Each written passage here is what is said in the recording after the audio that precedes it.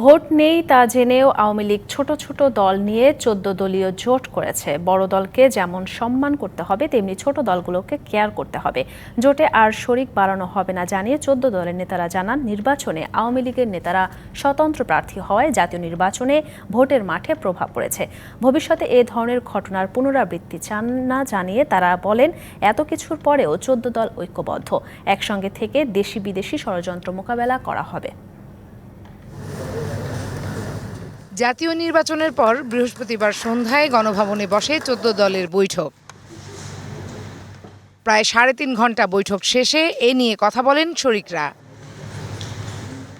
জানানো হয়, অবমূল্যায়ন সহ নানান বিষয় তুলে ধরা হয়েছে বৈঠকে।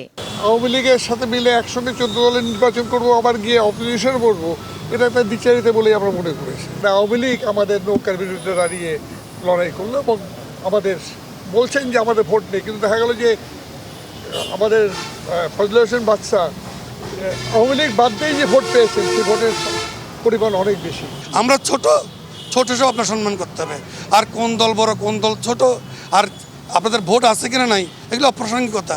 আপনারা জানেন কার কি আছে, এটা জেনেই আমাদেরকে নিয়েছেন জোটে। ওয়ালটন ফ্রিজ কিনে অনেকের মতো আপনিও হয়ে যেতে পারেন মিলেনিয়াল। সেরা পণ্যের সেরা অফার। নতুন দল হিসাবে যুক্ত হবে না এবং আস্তে আস্তে কথা আসে নাই, আর কথা আসলে সেটা আমরা গ্রহণ করব না। এটা আমরা নীতিগতভাবে মেনন ভাইয়ের নেতৃত্বে ইনুভাই সহ দিলীপ বড়ুয়া সহ আমি সহ আমরা সবাই ইতিমধ্যে আমরা সিদ্ধান্ত নিয়েছি। নানান কারণে দূরত্ব হয়েছিল। বৈঠকের পর এসব অবসানের কথা জানান জাসদ সভাপতি। সাংবিধানিক সরকারকে উচ্ছেদের চক্রান্ত অব্যাহত আছে। রাজনৈতিক মোল্লারা ঘাড়ের উপরে নিঃশ্বাস ফেলছে। সাম্প্রদায়িকতা একটা বিরাট সমস্যা দেখা দিয়েছে। অর্থনীতিতে লুটপাটতন্ত্র, বখরাতন্ত্র। এখন এই সব কিছু নিয়ে আলোচনা করে বোঝাপড়া করে ভবিষ্যৎ কার্যক্রম নির্ধারণ করা হবে আর কি। আওয়ামী লীগ সাধারণ সম্পাদক জানান, সবাইকে ঐক্যবদ্ধ হওয়ার নির্দেশনা দিয়েছেন প্রধানমন্ত্রী।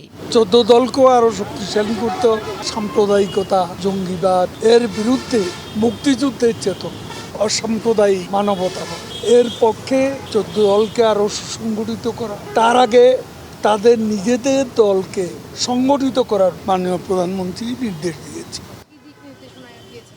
Farhana Juthi, DBC news, Dhaka.